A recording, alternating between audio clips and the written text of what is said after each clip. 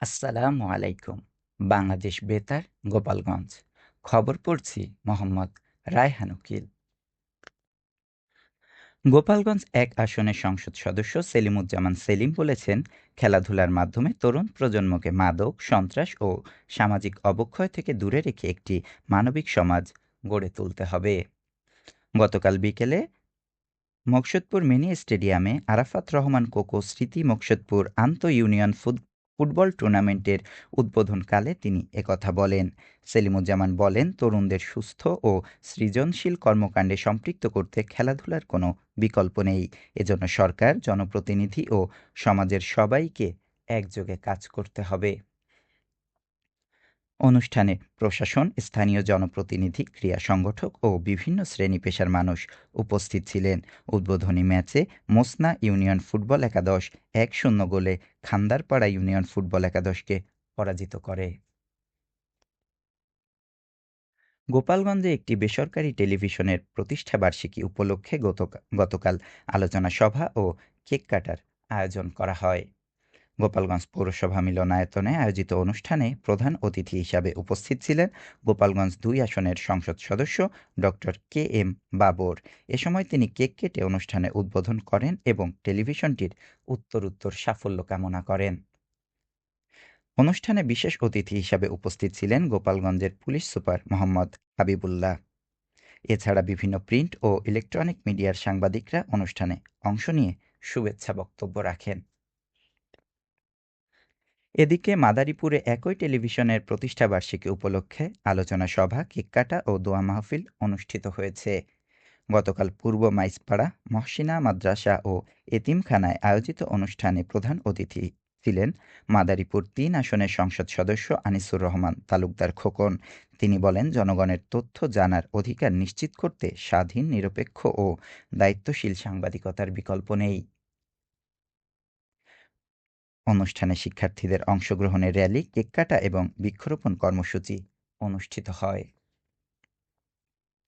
গোপালগঞ্জে নজরুল বর্ষ উদযাপন উপলক্ষে গতকাল সাংস্কৃতিক অনুষ্ঠানের আয়োজন করা হয়। জেলা শিল্পকলা একাডেমিতে আয়োজিত অনুষ্ঠানে শিল্পীরা জাতীয় কবি কাজী নজরুল ইসলামের বিভিন্ন গান পরিবেশন করেন। এছাড়া নৃত্য ও কবিতা আবৃত্তির আয়োজন করা হয়।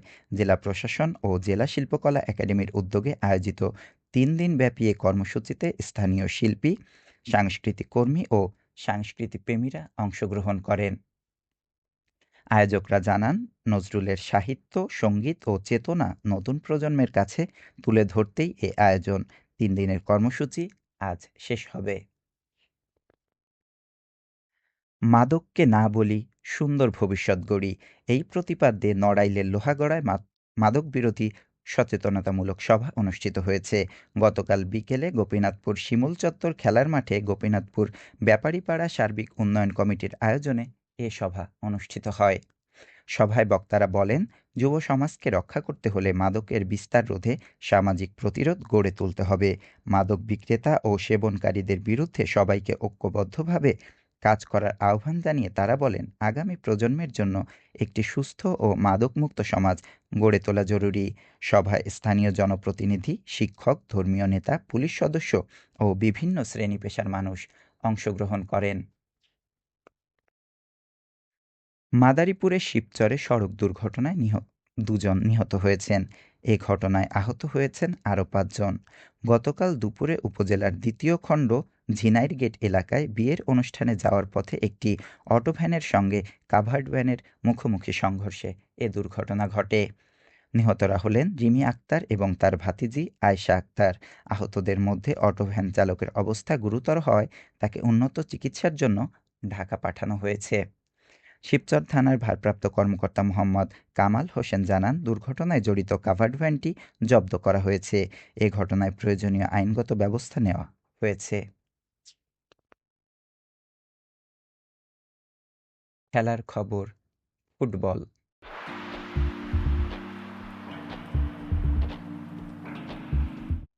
নড়াইলে ৯ দলীয় ফিউচার স্টার ফুটবল টুর্নামেন্ট গতকাল শুরু হয়েছে।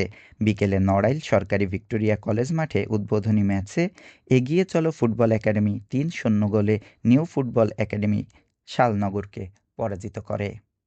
খেলায় প্রধান অতিথি হিসাবে উপস্থিত থেকে পুরস্কার বিতরণ করেন জাতীয় পুরস্কারপ্রাপ্ত ক্রীড়া সংগঠক Ashikur Rahman Miku. Future star football tournament কমিটির আয়োজনে জেলায় ৯টি ক্লাব টুর্নামেন্টে অংশ নিচ্ছে। সবশেষে আবহাওয়া।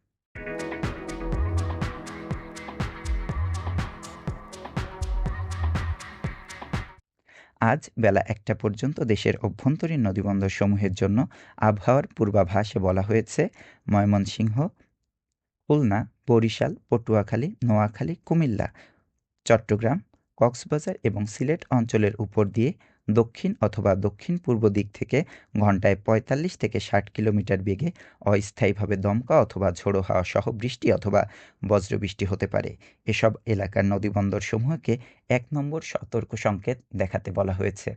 খবর শেষ হলো। আমাদের পরবর্তী খবর প্রচারিত হবে ১০টা ৩০ মিনিটে বাংলায়।